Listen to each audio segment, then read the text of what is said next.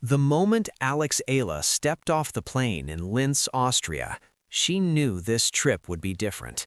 It wasn't just another tournament, another city, another hotel room. This was her first time competing in Austria, her first WTA 500 clay court event, her first real test on the surface, where she trained at the Rafa Nadal Academy, where she developed the patience and tactical awareness that have become her trademarks. But what she found waiting for her at the airport stopped her in her tracks. Hundreds of Filipino fans, many having traveled from Vienna, from Germany, from across Europe, had gathered at the arrivals hall, waving flags, holding signs that read Laban Alex and Queen of Philippine Tennis. The crowd was so large that airport security had to form a corridor just to get her through. By the time she reached her hotel, the videos had already gone viral. Austria had never seen anything like it, and neither had Eala. April 4, 2026, Linz Airport, Austria. The small regional airport had seen its share of tennis stars over the years. After all, the Upper Austria Ladies Linz is one of the oldest women's tournaments in the world, celebrating its 35th edition this year. Serena and Venus Williams had walked these halls. Maria Sharapova, Angelique Kerber, Coco Gauff, all had passed through this terminal on their way to the tournament. But nothing had prepared Linz Airport for Eala. Word had spread through the Filipino communities across Europe days before her arrival. The Filipino diaspora in Austria numbers in the tens of thousands, with even larger communities in neighboring Germany, Switzerland, and Italy. When they learned that the 20-year-old Filipina sensation, the first woman from the Philippines to crack the top 40 in WTA history, would be making her Austrian debut, they mobilized. By the time Eala's flight landed, the arrivals hall was packed. Hundreds of fans, many wearing custom jerseys bearing her name, waved Philippine flags and held handmade signs. "Welcome to Austria, Alex," one read. "Queen of Philippine Tennis," another declared. "Laban, Alex," echoed through the terminal, Tagalog for "Fight, Alex." Airport security, unaccustomed to such scenes, scrambled to form a corridor for the 20-year-old. Eala emerged from baggage claim to a roar that could have filled a stadium. For a moment, she stood frozen, taking it all in. Then she smiled, that signature smile that has become familiar to tennis fans around the world, and began making her way through the crowd, signing autographs, posing for photos, refusing to rush even as security urged her forward. It's a scene that has become familiar to the 20-year-old lefty, whose popularity has exploded back home in the Philippines ever since she won the U.S. Open Junior title in 2022, the National noted after a similar reception in Abu Dhabi earlier this year. Her fans have tracked her progress to her current position among the world's top 50 and come out in full force at tournaments across the globe. But Austria was different. This was her first time competing in the country, her first clay court tournament of the season, her first WTA 500 event since Abu Dhabi, where she reached the quarterfinals in February. And yet here they were, hundreds of fans who had traveled across borders, taken time off work, spent money they had saved, all for a chance to see their hero. By the time Eala reached her hotel, the videos had already gone viral. Filipino fans around the world shared the footage with pride. "She's not just a tennis player, she's a movement," one comment read. Eala later reflected on the moment in an interview, her voice still carrying the emotion of the welcome. "There's a huge Filipino community here, so I'm so excited. They've come out, and if you look behind you, there's a lot of people, so I'm so excited to play." The welcome in Linz was the culmination of a journey that had begun just weeks earlier on the blue courts of Hard Rock Stadium in Miami. Eala arrived at the Miami Open as the 31st seed, ranked number 29 in the world, a career high. She had 390 ranking points to defend from her magical 2025 semifinal run, points that would expire the moment she stepped on court. The pressure was immense. A deep run would cement her place among the elite. An early exit would send her tumbling back to the 50-60 range. What followed was a tournament of extremes. In the second round, she faced Laura Siegemund in a 3-hour, 20-minute marathon that tested every ounce of her resilience. The German veteran used every tactic in the book: delays, complaints, gamesmanship that would have broken lesser players. But Eala refused to break, rallying from a set down to win 6-7, 6-3, 6-3. Next came Magdalenette, a composed performance that showed how far she had come since her breakthrough run. She won 6-3, 7-6, advancing to the fourth round for the second consecutive year. And then came Karolina Muchova. The 13th-seeded Czech delivered a clinical performance that ended Eala's run in exactly 60 minutes, 6-0, 6-2. The opening set lasted just 22 minutes. Muchova conceded only 6 points in the bagel set. The loss extended Eala's record against Czech players to 0-13 and dropped her ranking to number 45. But even in defeat, Eala's perspective revealed the maturity that has come to define her. "I'm in a position where this tournament is not all or nothing," she said afterward. "Not everything's on the line. In regard to how I approach expectations and external noise, it's that I know my truth." She spoke about her growth over the past year, about the journey that had brought her from an unknown wildcard to a top 50 player. "I've come a long way," she said. "I'm able to compete and do my thing on the court, but I'm also aware of what I represent off it." Now, with the clay season beginning in Linz, she had a chance to start fresh, to prove that the loss to Muchova was not a setback, but a stepping stone, to show that the Czech curse, while real, was not permanent. "I could win the whole thing or lose the first match," she told reporters before leaving Miami. "If I don't get the win here, I'll get it somewhere else." For Eala, the transition to clay is more than just a change of surface. It's a return to her roots. She spent 7 years training at the Rafa Nadal Academy in Mallorca, with a red clay as the foundation of everything. The surface demands patience, tactical awareness, and the ability to construct points, qualities that Eala has in abundance. "I think there are quite prominent differences in all aspects of my game," she said earlier this year, reflecting on her evolution. "But more than that, I think it's just the maturity of everything, how I approach things on court. Physically, I'm more mature, a little stronger. It's well-rounded growth."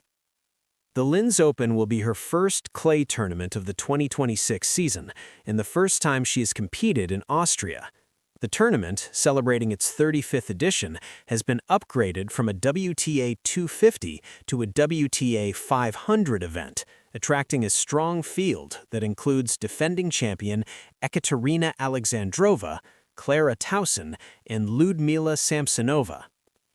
Eala's record against Czech players may be a concern. The Czech tennis pipeline has produced some of the most technically complete players in the world. But her performance on clay in practice has been promising, and with the support of the Filipino fans who have already descended on Linz, she has every reason to believe she can break through.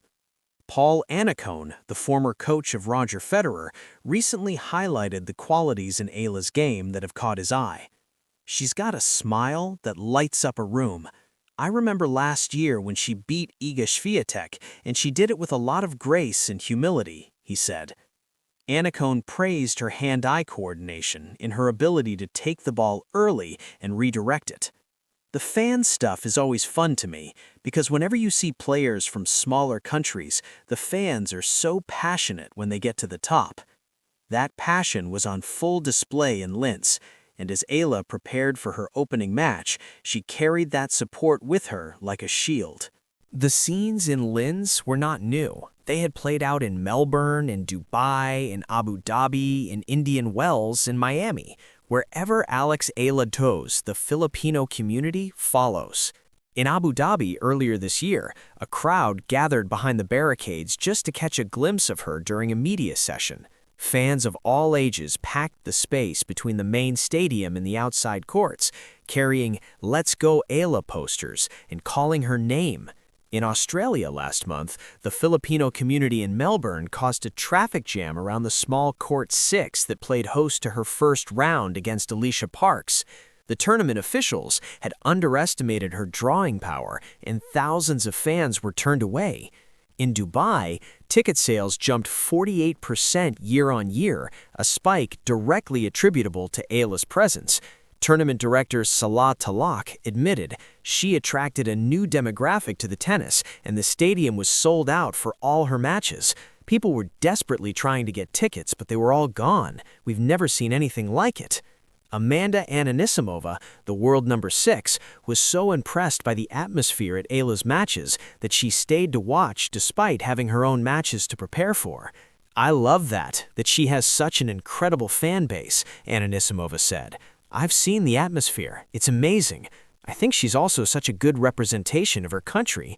I mean, she's so young and she carries herself so well. It's so good to see."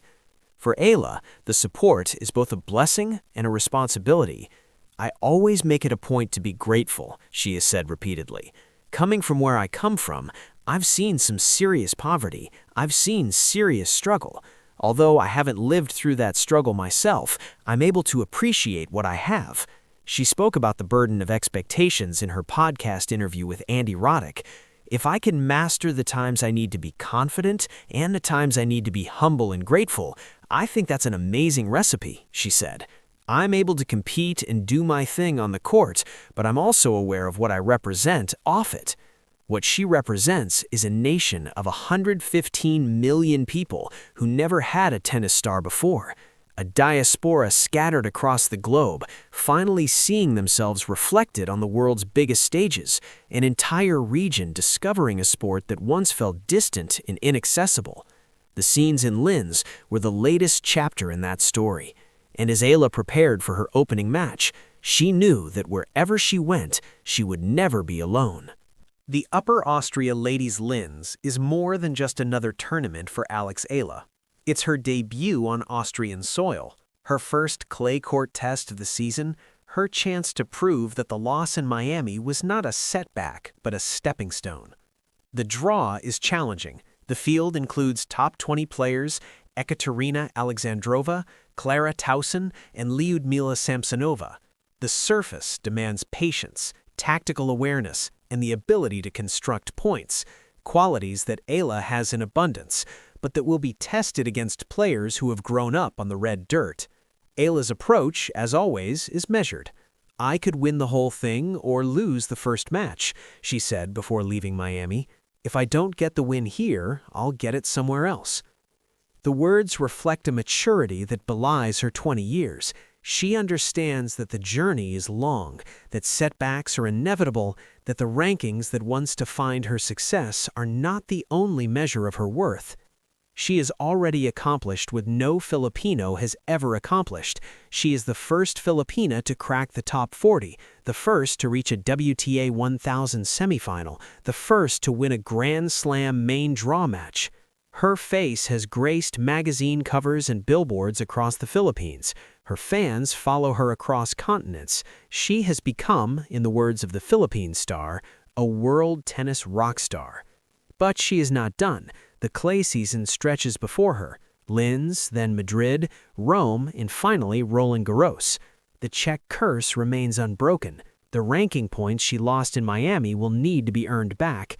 The road ahead is long and uncertain. But as she walked off the practice court in Linz, surrounded by hundreds of fans who had traveled across Europe just to watch her, she carried something with her that no ranking can measure: the knowledge that she is already where she belongs. The crowd had gone wild, the queen had arrived, and the clay season was just beginning. Alex Eala stepped off the plane in Linz, Austria, and found a reception fit for royalty. Hundreds of Filipino fans had gathered at the airport, waving flags, chanting her name, turning a small regional terminal into a celebration of Philippine pride. It was a scene that has become familiar wherever she goes: Melbourne, Dubai, Abu Dhabi, Miami, now Austria, but no less remarkable for its familiarity. The 20-year-old Filipina arrived in Linz for her first WTA 500 clay court event, the Upper Austria Ladies Linz, which runs from April 6th to 12th. She comes from a Miami Open where her fourth-round loss to Karolina Muchova dropped her ranking from number 29 to number 45, but where she showed the maturity that has come to define her career. Now she prepares for the clay season, the surface where she trained at the Rafa Nadal Academy, where she developed the patience and tactical awareness that have become her trademarks. The draw is challenging, the field is strong, the Czech curse that has haunted her record remains unbroken. But as she walked off the practice court in Linz, surrounded by hundreds of fans who had traveled across Europe to watch her, she carried something that no ranking can measure, the knowledge that she is already where she belongs. The queen has arrived. The clay season is just beginning, and wherever she goes, she will never be alone. Subscribe to Rally Radar now for daily WTA news, match breakdowns, and stories that go beyond the scoreline. Because at Rally Radar, every day is match day.